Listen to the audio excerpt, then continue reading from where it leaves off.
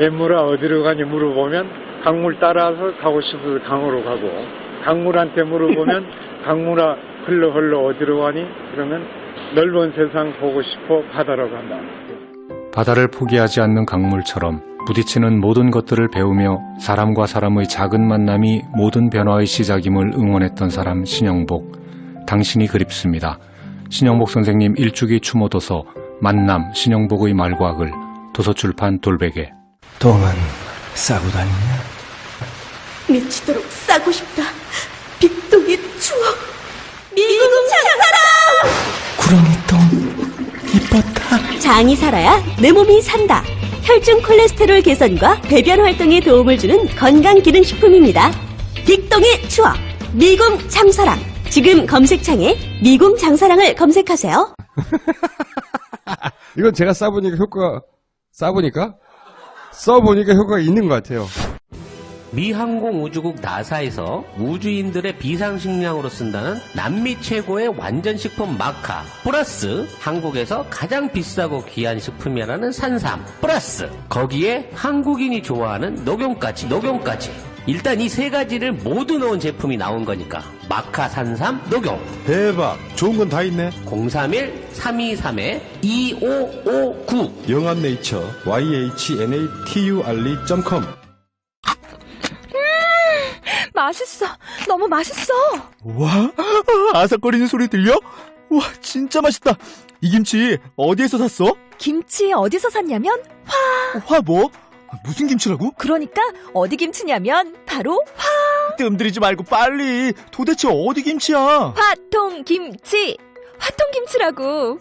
국내산 재료로 100% 자체 생산하는 화끈하게 통하는 화통김치. 얼른 검색해서 사 먹어.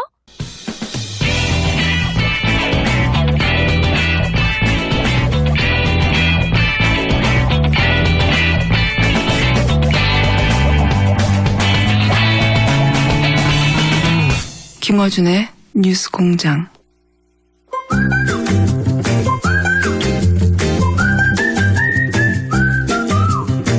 네, 정태인 소장님 시간입니다. 안녕하세요. 네, 안녕하세요. 소장님, 잠시만 기다려 주십시오. 저희가 2부에서 못한 인터뷰가 있어서 소장님 잠시만 기다려 주시는데 큰 불만 없으시죠? 네, 물론입니다. 네. 예, 경제는 김어준 총수가 무슨 얘기를 해도 그대로 올라갑니다. 그러나 정치는 요동칩니다. 자, 이상호 기자님? 네, 이상호입니다. 네. 죄송합니다. 예. 정태인 소장님 사과해 주세요. 예. 아이고, 저한테 사과할 필요 없습니다. 계속해 주세요. 자, 잠깐만, 지금 듣는 분들을 위해 잠깐만 정리하자면, 최태민 씨가 노인이었지만 건강한 상태였는데 어느 날 갑자기 사망했다. 근데 그 사망 사실을 임선희 씨 딸들 자매, 최순실 자매 외에는 아무도 몰랐고, 알고 봤더니, 안매장 됐다. 그리고 안매장 전에 최태민 씨가 자기 생전에는 박근혜, 당신은 씨라고 해야 되겠죠. 박근혜 씨를 대통령 만들 수 없으니 나의 재산을 박근혜 씨에게 돌려줘야 되겠다는 말을, 최태민 씨의 친아들 최재석 씨에게 했고, 그런데 그런 후에 이런 그 사망과, 불거사인 사망과 안매장이 일어났고, 근데 당시에 보유하고 있던 재산은 현금 자산만 1억 정도가 있었다. 근데 1억 정도는 금괴를 포함해서 아까 제가 CD라고 했는데 CB로 제가 착각해서 전화사차로 했는데 CD 양도성. 예, 양도성 요금. 예, 자금 세탁에 이용한 무기명이기 때문에 그런 돈으로 그때 당시로 1조 정도가 있었고 지하에는 사실 그 외에도 그림을 포함해서 엄청난 재산들이 있었다. 그런데 땅이 어디 묻혔냐, 안매장 되었냐 하면 김찬경 씨 용인 땅에 안매장 됐다. 여기까지 했습니다. 네. 예, 이 땅에 안매장된 이유를 말하려다가 시간이 다 됐는데. 그렇죠. 예. 이 김창경 씨가 예. 이름이 불쑥 나와서 여러분들 좀 생소했을 텐데 네. 미래저축은행 사건으로 지금 감옥에 계세요. 네네. 근데 이분이 최순득 네. 씨의 남편 장석칠 씨와 30년 지기 친구입니다. 아, 그렇게 연결됐군요. 네, 그래서 장석칠 씨랑 최순득 씨가 공동 소유하고 있는 삼성동, 박근혜 씨 집에서 한 100m 떨어진 큰 건물이 있어요. 네. 그 건물에서 사무실도 내고 했었다는데 둘 사이에 동거래도 있고. 근데 일단 이 서둘러서 안매장을 해야 되는데 땅이 필요하니까 김창경 씨한테 부탁을 한 거죠. 그런 관계. 김창경 씨가 충청도에 있는 동생들을 7명을 불러다가 작업을 해요. 그분들도 인터뷰를 했습니다. 예. 근데 이상하다. 장례식인데 사람이 왜 없지? 이런 진술을 하더라고요. 아무도 모르게 안매장했으니까요. 네, 근데 재밌는 게 지금 김창경 씨 그 넓은 용인 땅을 검색하면 네. 김창경 씨와 공동 소유자가 한 사람 나와요. 누굽니까? 최순실 씨입니다. 김창경 씨가 그 되게 비싼 용인 땅을 공동 소유하도록 나중에 해준 거예요. 최순실 씨한테. 왜? 최순실 씨 힘이 있고 김창경 씨는 계속 감옥 또는 감옥 담장위를 걷고 있었기 때문에. 야, 이거 연루된 사람이 한둘이 아니네요. 자. 그 최측근, 김창경 씨의 최측근의 말에 따르면 모종의 법조 로비를 하기 위한 대가였다라는 진술을 저희가 받아놓고 있어요. 근데 저희가 기사는 쓸 수 없어가지고 특검에 이 또한 넘겼습니다. 폭탄 많이 안고 계셨네. 네. 자. 그리고 마지막에 시간이 없다 보니까 다급하게 이것까지는 얘기해야 된다고 했던 얘기가 뭐냐면 김장자, 이상달 씨 이분들은 아시는 분들은 아시겠지만 이미 익숙한 이름이라 우병우 전 민정수석의 장인 장모입니다. 이상달 씨는 이미 사망하였고 김장자 씨는 최순실 씨와의 관계를 전면 부인하고 최순실 씨도 부인하는 그런 관계인데 그런데 그 김장자, 이상달 씨와 우병우 민정수석의 처가죠. 최태민 씨하고 관계가 있다는 말을 하려고 하는 거죠, 지금. 그렇죠. 네, 정확하게 꿰뚫어 보셨습니다. 네. 저희 고발뉴스에 보도를 했는데 작은 매체라 뭐 기사를 안 보신 분들이 많아서 네. 뉴스 공장에다 지금 저희가 뭐냐면 네. 공장이니까 여기는요. 상납. 네. 상납. 김장자 씨가 네. 이 최재석 씨 주변에는 옛날 새마을 봉사단 간부들이 많이 계세요. 지금도. 최태민 씨와 박근혜 대통령이 당시에 같이 활동했던, 예. 그렇죠. 새마을 봉사단의 총재가 박근혜 씨고, 네네. 명예 총재가 최태민 씨였죠. 네네. 근데 그 방을 같이 썼다고 그럽니다. 요새 들어보니까. 방을 같이 썼다는 건. 사무실을. 안방 말고 사무실을 같이 사무실을 썼어요. 근데 여하튼 네. 중요한 건 뭐냐면, 거기 중구 단장을 하셨던 분이 있어요. 서울시 단장이랑. 네.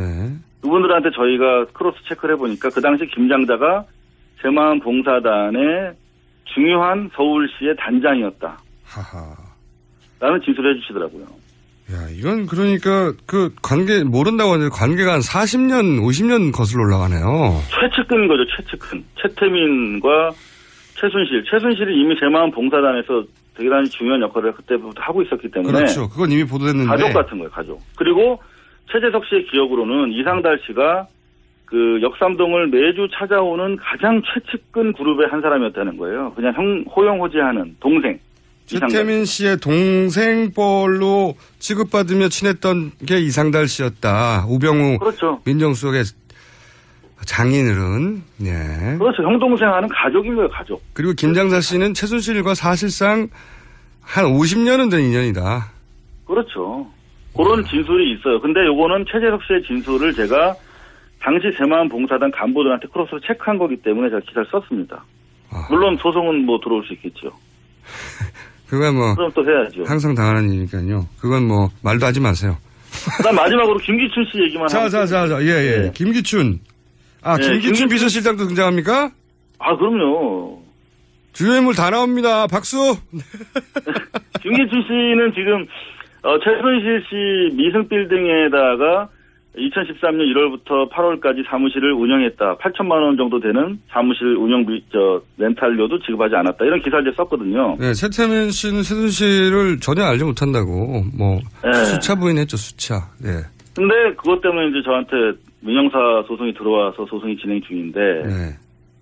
김기춘 씨 이름이 또 나오더라고요. 그래서 아마 또 소송을 추가하실 것 같은데 여하튼 이런 내용입니다. 네. 이건 최재석 씨 진술인데요. 만약에 이 시점에 김기춘 전 비서실장의 소송이 이상호 기자에게 들어간다면 김기춘 전 비서실장은 뉴스 동작을 듣고 있는 겁니다. 자, 그런데요? 자, 최태민 씨를 자주 찾아왔대요, 김기춘 씨가. 뭐라고요? 84년 전후에. 84년 전후에 이미 김기춘 씨가 최태민 씨를 자주 찾아왔다. 그때 당시에 근해 봉사단 사무실이 네. 역삼동에 있었대요. 네.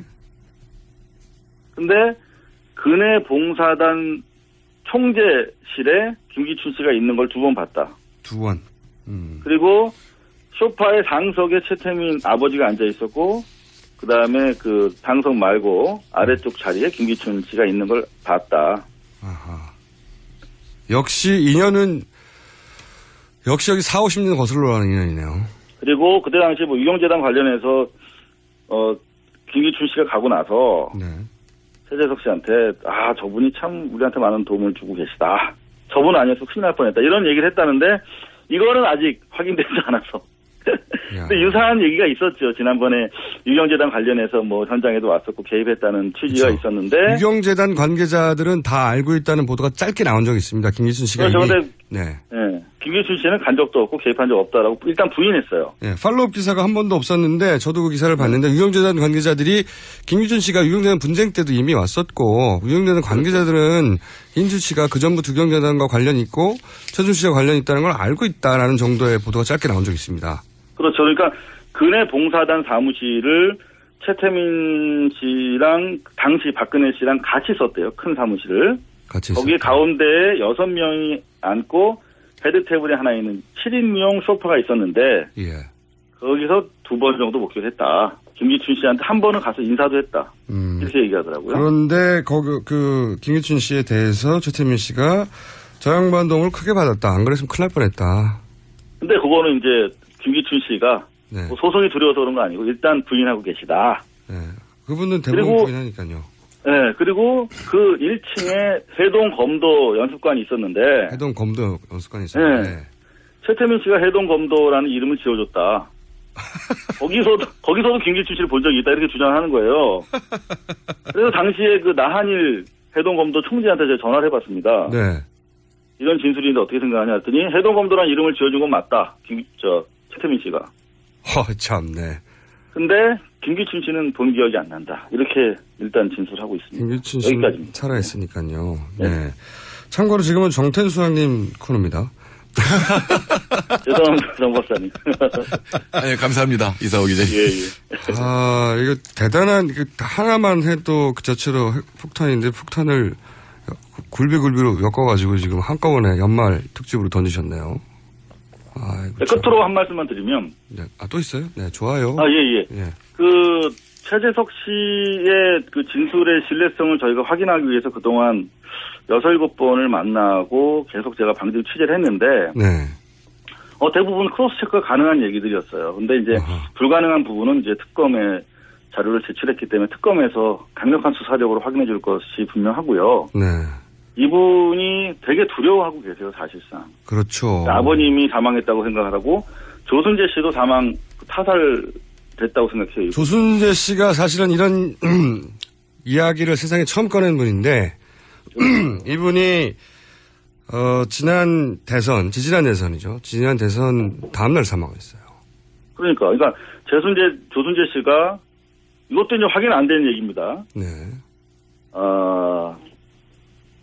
재산 분배에 불만이 있었다.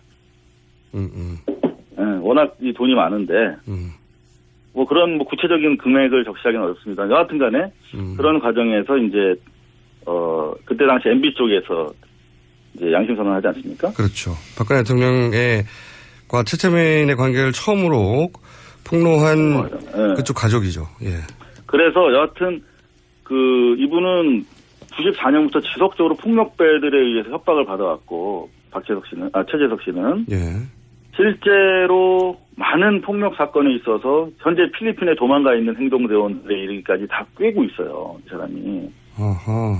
그럼 최순실 씨와 폭력배들의 관계도 대단히 잘 알고 있겠네요. 그 부분에 대해서도 가서 진술했대요. 어떤 폭력배들이 연루되어 있었다. 뭐 주로 잠실 쪽에서 활동하던 강남 폭력배들이라고 하는데 모파가 있는데 네, 이 양반이 어려서 임순희 계모라고 하죠. 그분한테 구타당하고 이제 그 너무나 구박을 받아서 넝마조이들이랑 같이 자란 거예요. 어렸을 때. 예.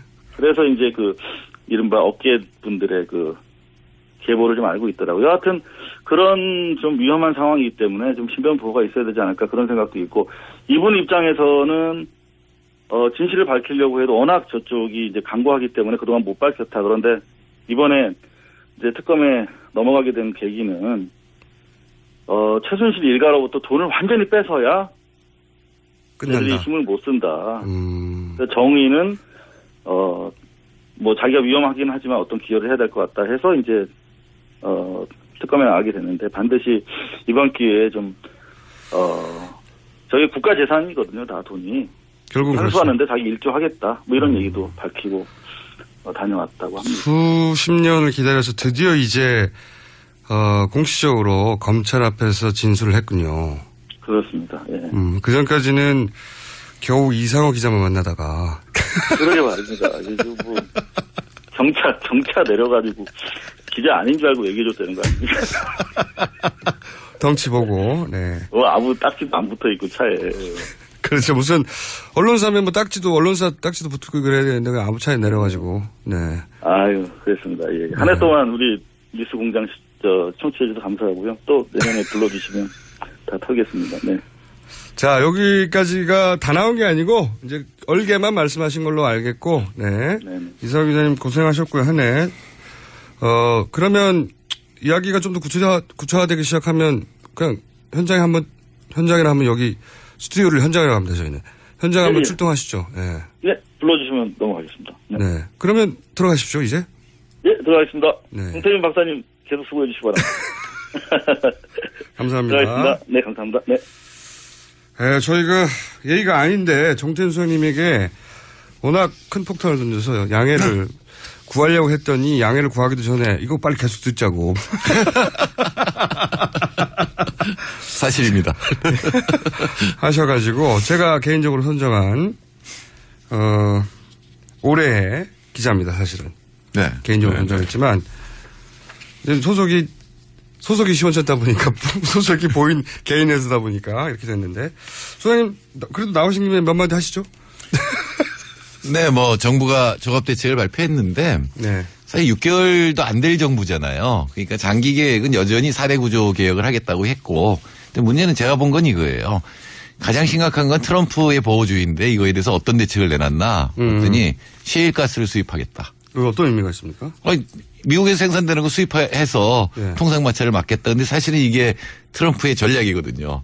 강하게 얘기하면 얘들이 이제 먼저 무릎 꿇고 와서 다 해주겠다. 아하. 대신에 사드에 관한 얘기는 하나도 없어요. 사실은 사드의 무역 보복이 더 무섭거든요. 그러니까 역시 6개월 남았는데도 이 정부가 진짜 중요한 일들에 대한 어떤 전략을 세우지 못하고 있다. 이게 한마디 평입니다. 이번 종합대책에 대한. 벌써 끌려다니고 있다. 이미. 네, 끌려다니고 큰 거는 못 본다. 이 정부가. 자, 정태수 소장님 한마디 하셨고, 예, 이걸로 마칠까 합니다. 죄송합니다. 네, 감사합니다. 특수한 상황이어서 지금까지 칼 플라나니 사회연구소였고, 미안한 마음을 담아서 경제연구소에 후원 부탁드립니다. 여러분, 감사합니다. 네, 감사합니다. 출근할 때 보고 싶고 듣고 싶은 게 너무 많죠? 하루 딱 5분.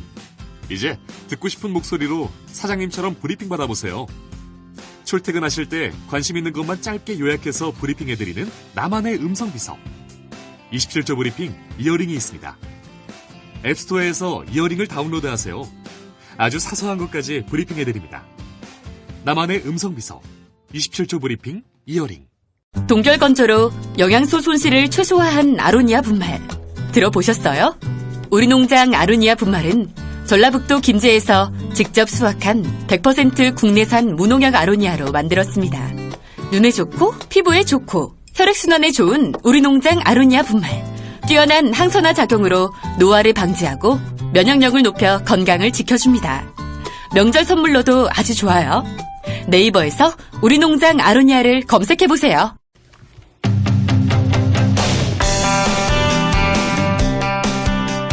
포탈 네이버가 하루 평균 9개 실시간 급상승 검색어를 인위적으로 삭제한다. 이 이야기는 김어준 뉴스공장이 삭제된다는 얘기가 아니고요. 한국인터넷자율정책기구 검증위원회에 관한 보고서에 이런 결과가 있습니다. 이게 어떤 의미인지 디지털 포렌식 전문가이자 두 얼굴의 네이버 저자인 김인성 전 한양대 교수 전화 연결해보겠습니다. 안녕하세요. 네, 안녕하세요. 네, 오랜만입니다, 교수님. 네, 예, 오랜만입니다. 자, 교수님은 사실상 처음으로 이 포털 검색어가 조작되고 있다는 공개 고발을 처음으로 하신 분이에요. 네. 네.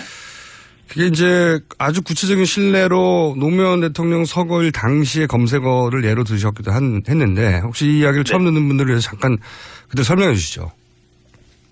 네, 여태까지 이제 실시간 급등 검색어가 조작된다, 뭐 사라진다 이런 얘기가 이제 실제로 잠깐 나타났다 사라지는 걸 캡처해서 이제 그런 얘기들을 했었는데. 개인 단위에서 그런 의혹들이 있었죠. 예. 예. 근데 네이버에서 자체적으로 만든 트렌드 영감이라는 책이 있습니다. 네. 2008년, 2009년에 이제 만들어졌는데 2009년 5월 23일부터 29일까지 예. 노무현 대통령이 서거하시고 장례식 할 때까지 단 한 번도 1위에 예. 검색어 노무현이라는 단어가 나온 적이 없거든요. 정말 이상한 일이죠. 노무현 대통령이 서거했는데 그 검색어가 1위를 한 적이 없다는 게 몇 달 동안 말이 안 되는 거죠. 네네. 거기 둘째 날 장례식 하는 둘째 날 새벽에 잠깐 노무현이라는 단어가 나왔었는데요. 네. 저는 그때 인위적으로 이렇게 제거하다가 새벽에 그냥 실수였다 이렇게 생각하죠. 그러니까 국장 동안 7일인가요? 9일에 7일인 것 같은데 그동안 단 한 번밖에 노무현이라는 단어가 1위 한 적이 없습니다. 네. 아예 없던 적도 많고요. 저도 기억하는데. 예. 사실 뉴스에서 조금만 다뤄지거나 아니면은 예능 프로에 잠깐 등장한 연예인들로 네. 실시간 검색을 1위하고 하는데 노무현 대통령이 서거한 날 노무현이라는 단어 자체가 아예 등장하지 않는 시간대가 많았고 네. 그리고 내내 잠깐 등장했다 사라지거나 새벽에 잠깐 한 번 1위 한 적이 있지만 그 이후 또 사라지거나 이 현상이 너무나 이상하다. 명백하게도 이상하다. 네. 하는 내용과 다른 여러 가지 구체적 정황을 담아서 책도 쓰셨고 공개적으로 고발도 하셨죠. 예. 네네. 그런데 그 이후로도 이런 증상들, 현상들은 완전히 사라지진 않았어요. 그죠? 네네. 우선 이걸 여쭤볼게요. 보통은 이 순위는 자동으로 사람들이 많이 검색하면 검색할수록 노출되는 거 아니냐라고 생각하는데 이게 인위적 개입이 기술적으로 가능은 한 겁니까? 기술적 관점에서? 인위적인 개입이 없을 수가 없는 게, 이제 그냥 그대로 두면은, 이런 음란물이라든지. 그렇죠. 예. 무슨 예를 들어서 암살 방법이라든지 이런 불법적인 게 대부분 차지할 거고요. 그렇겠죠. 당연히. 그래서 이제 그런 단어들을 계속 이제 체크해서 자동으로 사라지게 하는데. 네. 보통 이제 그런 검열이 존재하면 이제 우회적인 방법으로 이렇게, 발음을 좀 틀리게 한다든가 그렇게 해서 계속 올라오거든요. 그렇죠. 그런 거는 사람이 개입을 하지 않으면 안 되는. 결국은 마지막에 사람이 개입해야 되는 겁니다. 애초부터 불법이나 혹은 19금 단어들 때문에 기술적 개입도 네네. 있고 인위적 개입도 당연히 있다. 기본적으로. 네. 근데 여기서 이제 소위 유혹을 느끼느냐 안 느끼느냐의 문제겠죠. 유혹을 느끼더라도 이걸 막을 장치가 있느냐 없느냐 이런 문제인데. 네. 예. 지금 이제 교수님이 처음 의심하신 것은 노무현이라는 단어가 노무현 서거일 내내 제대로 등장하지 않는 게 말이 되느냐. 이건 인위적인 개입이다. 네네. 라고 판단하셨고 사례를 모아서 아예 책까지 내신 거고. 네네. 그런데 그 이후에 이 문제가 이제 여러 차례 공론화가 되고 문제 제기가 됐지만 실제로 검증위원회라는 곳에서 큰 문제가 없다고 결론나지 않았습니까? 그게 제가 2011년, 12년 계속 주장해서 2013년 초에 보고서가 이제 처음 만들어졌는데요. 네. 그때도 이제 외부 자문역으로 저를 토빙해서 갔었는데 보니까 되게 이제 구색 맞추기더라고요. 최종 보고서를 외부 전문가가 검증을 하고 이렇게 하기로 했었는데 그런 거 없이 그냥 발표한다 그러길래 내용도 모르고 제 이름이 들어가잖아요. 그래서 제 이름 빼라라고 했던 그게 지금 2003년, 2013년, 14년, 15년 이렇게 보고서가 나오는 거죠. 그러니까 제가 보기에는 키소라고 하는 게 이제 그 인터넷 업체들의 어떤 그런 외부 압력이나 이런 거를 막아보려고 힘을 모은 건데. 이익단체죠, 사실상. 예. 예, 제가 보기에는 뭐 거의 뭐 인터넷의 정경련이다 이렇게 생각하는 거죠. 게다가 이 외부 2013년인가 이때는 그게 처음으로 문제 없다는 결론을 냈을 때 당시 네네. 네이버 대표가 이 키소 대표 아니었나요? 그런 위계는 잘 모르는데 네이버하고 이런 포털 업체들이 주로 이제 회원사로 해가지고요. 네. 그때 이슈가 됐던 게 이제 네이버의 검색 키워드가 조작이 되었느냐에 대한 검증이었는데 네. 실제로 뭐 전문가들이 본 건 아니고요. 법률 자문한 분들이 보고는 그렇게 나름 결론을 내고 그렇게 한 겁니다. 법률 자문한 분들이 어떻게 이 기술적인 내용을 알겠어요. 근데 실제 기술적 내용을 검증하라고 갔던 김인성 교수는 사실상 내용을 보지도 못했고 이름만 올라가서 물타기 이용된 것 같아. 본인 이름 빼달라고 했으나 기사 검색해보면 나옵니다. 같이 참여한 걸로. 근데 본인은 참여한 적이 없다는 거죠. 기술 검증에. 그래서 나름 어떤 공정하게 해보겠다라고 하길래. 네. 저는 뭐 이렇게 국내 포털들이 제대로 하겠다 그러면 항상 도와주려고 하는 입장이거든요. 네네. 그래서 가봤더니 뭐 결국은 그냥 이렇게 이름만 활용하려고 하는 그런 거였거든요. 하하, 촛불. 사실은 이 촛불 전국 때부터 이런 이야기가 불거지기 시작한 건데, 기억하십니까? 당시 사례. 예. 촛불이 2008년에 1년 내내 네이버 트렌드 영감이라는 책 안에. 네. 이명박 탄핵이란 단어가 1위 한 적이 없는 거로 나오고요. 네. 그 다음에 실제 어떤 굉장히 네이버가 사과문까지 발표한 거는 진성호 신정아 사건. 네. 그때 신정아 씨가 진성호라는 분이 이렇게 추행을 했다 이런 게 있어서. 네. 한나라당 진성호 의원이요. 예. 예. 네. 연관 검색어에 이제 같이 이름이 뜨니까 진성호 의원 측에서 진성호 이름 빼달라 그랬는데. 예. 네이버가 연관 검색어만 빼달라고 했는데 실시간 급등 검색어에서도 빼줘가지고. 그때 부탁하지도 않은 걸 왜 뺐냐. 다른 포털들은 아무것도 안 해줬는데. 아니, 그래서 당연히 주목받는 정치적 사안이고 거기에 정치인 이름이 거론되는데 빼달라고 하니까 빼줬다는 거 아닙니까? 그죠? 그렇죠. 그런 사례들이 이제 실증적으로 여러 개가 나왔기 때문에 지금 손대지 않는다 이런 얘기는 전혀 신빙성이 없죠. 이렇게 문제 없다고 자체 보고서가 났고 키소라는 이름으로 나왔지만 사실 거기에는 법률 전문가들이 보고서가 문제 없다고 한 것이지 실제 이 검증을 해낼 수 있는 기술적 자문 역할을 하는 외부인들은 제대로 참여한 적도 없고 교수님 자체도 참여한 적이 없고 그러면 같이 이름만 나갔다. 예. 2013년은 그랬고요. 예. 그래서 이제 마지막으로 한 말씀 드리면은 검색이라고 하는 게 국민들이 관심사가 들어오는 거잖아요. 그러면 포털 측은 다 누가 어떤 관심이 있는지. 그렇죠. 성별이나 나이나 지역인 다 알기 때문에 이런 게 공개되지 않고 악용되면은 어떤 우리들의 생각을 이미 다 알고 뭔가 정치적인 게 개입이 되기 때문에. 네. 이런 것들은 굉장히 이번에 트렌드 영감이라고 이렇게 트렌드 검색이라고 하는 것도 뺀다 그러는데 그런 게 이제 트램프하고 이런 정치인들 선거 같은 국면에서 거의 다 정확하게 드러나거든요. 누구가 인기가 있는지. 그렇죠. 구글 같은 경우는 그걸 보고도 누가 당선될지를 예측하면 거의 맞다고 하는데. 예. 그런 거를 미리 알면은 거기에 이제 뭔가 이렇게 좀 더 부과한다든지 인기 있는 어떤 정책을 또 관심 있는 걸 제기한다든지 이래가지고 판도를 바꿀 수 있는 거죠. 그러니까 이게 검색이란 거는 굉장히 중요한 거기 때문에 공개적으로 다 투명하게 관리돼야 된다라고 하는 게 제 생각입니다. 특히 이제 포털 네이버 같은 경우는 워낙 지대한 영향을 미치고 1,000만 명 이상이 접속하기 때문에 말씀하셨다시피 원하지 않는 검색어를 차단할 수 있다는 의혹이 있다면 거꾸로 원하는 검색을 부각시킬 수 있는 힘도 있는 것이고요. 그런 방식으로 여론에 개입하거나 여론을 움직일 수 있는 큰 툴을 가지게 되는 거니까 권력이 그런 유혹을 느낄 수 있기 때문에 이건 완전히 투명하게 해야 한다. 이제 곧이어 대선 시즌이 오기 때문에 더더욱 이 문제는 계속 지적하고 문제 제기를 해야 되겠네요. 네네. 잠깐 사례 말씀드리면 한명숙 서울시장 후보 때 여론조사가 10% 이상 차이가 났었는데요. 언론 발표가. 실제로는 0.6% 차이가 났거든요. 결과적으로는. 근데 이후에 보면은 검색량으로 보면은 거의 비슷했어요. 그러니까 검색이 공개적으로 그런 것들이 공개됐다면은 사람들이 박빙이구나라고 하고 지지자들이 더 모일 수가 있었는데 그런 게 가려지니까 그렇죠. 여론조사 결과만 보고 이제 그 지지자들이 투표를 안 하고 이런 현상이 많이 생긴 거죠. 영향을 끼친 사례로 교수님은 의심하고 있는 그런 네네. 이야기를 하시는 거고 그게 이제 과거에 그랬다면 앞으로 그러지 말라는 법이 없으니 이 부분에 대해서 네이버가 검색어에 관해서는 굉장히 투명하게 해야 되고 그걸 강제해야 된다. 그런 문제 제기신 거죠. 예.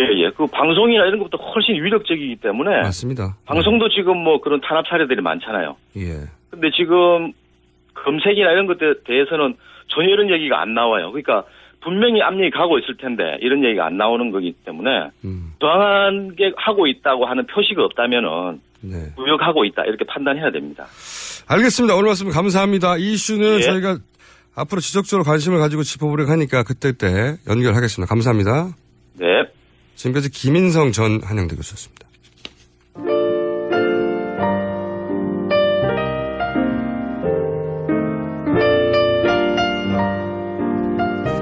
자, 불친절한 AS 시간입니다.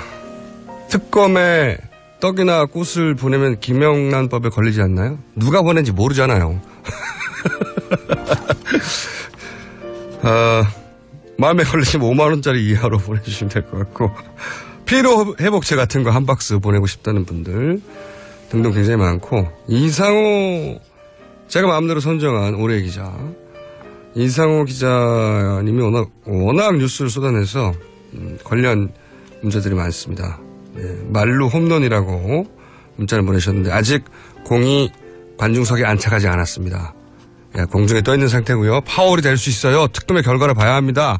혹은 최재석 씨 본인이 나와서 직접 얘기를 해야 합니다. 그 전까지는 말로 없는 예상볼이라고 해주십시오.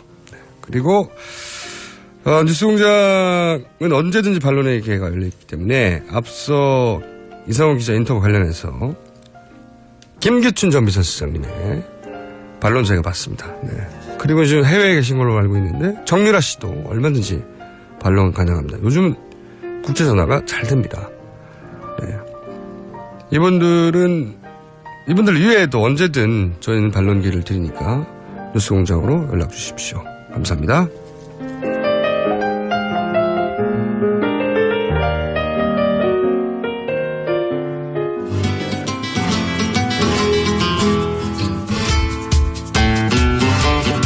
자, 걸리면 뼈도 못 추리게 되는. 그리고 2016년 뉴스공장 공식 마지막 게스트. 네. 황교익 막 칼럼니스트 나오셨습니다. 안녕하십니까. 예, 반갑습니다. 네. 이상호 기자 폭탄들 보셨죠? 네, 들었어요. 쾅쾅쾅쾅 터지고. 예전에는 이런 말 잘 안 믿었거든요. 원래 이런 거 싫어하시잖아요. 약간 이렇게. 음모론 뭐 이런 거. 그러니까 정확한 팩트 없는 이야기죠. 그렇죠. 그런데 요즘은 믿어요. 세상 돌아가는 꼴이 이상해요. 이분이 믿으면 다 믿는다고 봐야 돼요. 이분 굉장히 의심이 많고 까칠하고 남들 다 믿는 것도 그거 아닐지도 몰라 파보고 그런 분인데 이분이 맞나보다 이제 별일이 다 일어나요. 그러니까 과거에는 에이 설마 그러니까 말도 안 해. 말도 안 돼. 야, 대통령 연설문 어떻게 바깥에 민간인이 일게. 그러니까요. 맨 처음에는 그 정도 시작됐죠. 근데 갑자기 다음날 했습니다. 그러니까 다른 순간부터 무너지기 시작했어요. 참 그래요. 그래서 그게 한번 무너지기 시작하니까 오늘도 정말 어마어마한 얘기거든요. 그렇죠. 그러니까 최순실 씨 자매 그 가족 어머니와 함께 일가가 최태민 씨를 살해했을지도 모르는 의혹을 제가 말한 게 아닙니다. 이상호 기자 모두 다 책임져 주시고 의혹을 제기하고 그것을 구체적 정황으로 얘기해 버리니까 참 예전 말도 안 돼 이랬는데 요즘 그럴지도 모르라. 게다가 그걸 특검이 지금 수사하고 있다는 거 아닙니까? 참 기가 막힌 세상입니다. 자. 입맛 떨어지는 그 뉴스만 있는데 이거 입맛 돌게 하는 걸 이야기를 해야 되는데 저 별도 그런 것도 아니고 해가지고 좀 죄송해요. 아니 이 음식 너무 맛있어는 모든 방송에서 다 하고 있으니까요. 그래요. 그러니까 이제 황교익 씨는 우리가 다 믿고 있고 당연한 것으로 인식하고 있는 상식에 준하는 팩트처럼 통용되는 것들 중에 그게 꼭 그렇지만은 않다라고 굳이 꺼내가지고 네 사람들 가슴에 못을 박고 몇몇 사람들에게 네. 자 오늘 어떤 이야기입니까? 김치 이야기입니다. 이거 큰일 났어. 김치 맞아. 우리가 김치는 그 한민족의 신성한 아주 음식이라서 김치에 대해서 뭔가 딴지를 걸면 이꼴 김치죠. 네. 근데 김치를 많이 먹는 것 같지만은 또 식당에서 김치를 먹는 모습들을 이렇게 관찰해 보면 거의 손을 안 대는 경우가 많아요. 뭐 입가심 정도로 먹는 경우도 많고요. 놓이기는 놓여 있어요. 김치가 안 놓여 있는 상황은 우리가 상상하지는 못하죠. 그렇죠. 없으면 굉장히 섭섭해해요. 김치도 안 내놓는다고 식당 주인한테 뭐라고 말하고 그래요. 정작 주면 다 남기고 하죠. 그렇죠. 그런데 놓여 있는 거 다 남겨요. 그 놓여 있는 그 김치에 대해서 의심을 하는 거죠. 저 중국산일 거야.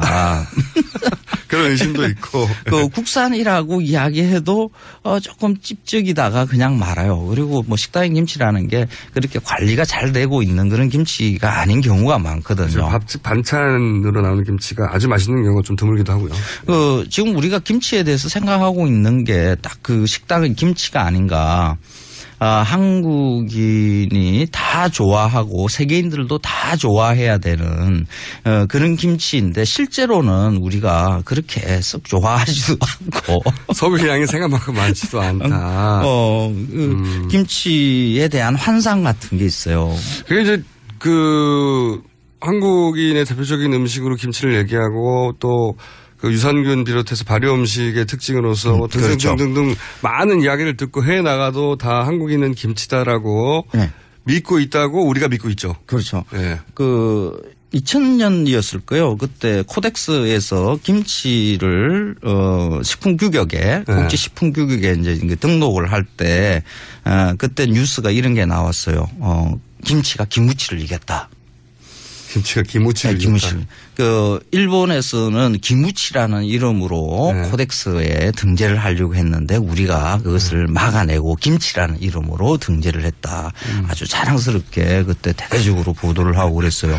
1990년대 중반에는 뭐 김치 종주국 선언이라고 해서 그때 서울 광장에 모여가지고 막 이렇게 대회도 하고 이랬어요. 우리나라 김치가 외국 사람들 특히 이제 일본인들이 가져가서 자기 마음대로 레시피들 바꾸고 뭐 이렇게 했다. 구이의 맛이 변한다. 근데 그걸 입장을 조금 이렇게 바꿔보면 이래요. 한국인이 가장 많이 먹는 바깥에서 먹을 때 보면 김치보다 더 많이 먹을 수도 있는 음식이 있어요. 뭡니까? 닭광. 닭광. 이게 닭광이라고 이야기하면 안 되고 뭐 순화로 이렇게 단무지라고 이야기하죠. 그 원래 이름 일본 닭광이잖아요. 그렇죠. 그런데 우리는 닭광이라고 안 부르고 단무지라고 우리가 이름을 바꿨잖아요. 그리고 일본의 닭광은 그 제조법이 달라요. 무를 말려서 쌀겨에 이렇게 절이는 숙성 과정을 꽤 길게 거치는 음식이거든요. 그런데 우리는 그런 거 안 하거든요. 그냥 시고 달고 짠 물에 일본이 닭광에 들어와서 한국식을 변한 거죠. 그렇죠. 레시피를 완전히 바꿨어요. 우리식의 단무지는 일본에는 없습니다. 우리식으로 레시피를 바꿨고 이름도 닭광이라 안 그러고 단무지라고 이름을 붙이고 우리 마음대로 우리가 먹고 있는데 일본 사람들이 거기에 대해서 항의하거나 닭광이 뭐 단무지하고 다르다는 뭐 이런 거 하거나 그러지는 않죠. 네, 닭광이 생각해보면 일본에서 우리나라 김치 역할을 하는 음식 맞네요. 옆에서. 그렇죠. 네. 그러니까 음식이라는 것은 이렇게 외국에 넘어가고 바깥에 넘어가면 그러면 그 먹는 변합니다. 사람들이 그냥 알아서 이름 맞습니다. 다시 짓고 뭐 레시피도 중국 음식 보세요. 그렇죠. 들어와가지고 다 한국화 됐어요. 그런데 우리는 이 김치가 아주 순수한 한국인의 만의 음식이어야 되고 이 순수한 상태로 외국 사람들이 맛있게 먹어줘야 된다라는 이런 것이 강력하게 자리를 잡고 있어요. 이 원인이 어디서부터 시작된 것인가. 그래서 뭐 자료들을 좀 찾아봤어요. 괜히 또 연구하셨구나. 아니 기본적으로는 이 국가적 단위에서 이제 우리나라가 소국이고 자존감이 좀 왜소하고 우리끼리 그 변방의식 가지고 있고 이런 영향도 분명히 있죠. 그래가지고 이제 과도한 의미를 부여하는 거죠. 김치에 대해서. 제가 늘 이야기하는 게 우리나라 사람들이 음식에다가 민족주의를 강력하게 붙여놨다라고 이야기를 하잖아요. 과도한 의미 부여를 하는 거죠. 이 지점이 그 조선에서는 사실 뭐 민족이란 개념도 없으니까 우리나라 음식, 조선 음식이 최고야 이런 것들 이야기 안 해요. 유학자들이 또 음식 이야기하는 걸 끓이거든요. 그런데 그렇죠. 이런 생각이 처음으로 이제 등장하는 게 일제강점기에 1920년대거든요. 제가 한 문장 한번 읽어볼게요. 일본인들이 우리나라 김치 맛을 본 후에는 귀국할 생각조차 없어진다더니 그러니까 김치 맛보고 일본인들이 자기 나라로 돌아가지도 않는데요. 나라는 뺏겼는데 그나마 붙들고 있는 게 이제 김치 맛이 더 낫다 이런 거죠. 서양 사람들도 대개는 맛만 보면 미치는 것이 나는 서양 음식을 먹고 그렇게 미쳐보지 못한 것에 비하면 아마 세계 어느 나라 음식 가운데든 우리나라 김치는 조금도 손색이 없을 뿐만 아니요. 나에게 물을 것 같으면 세계 제일이라고 하겠습니다. 이게 1928년 별건곤이라는 그 당시에 아주 지명도가 있는 그 잡지에 실려 있는 거래요.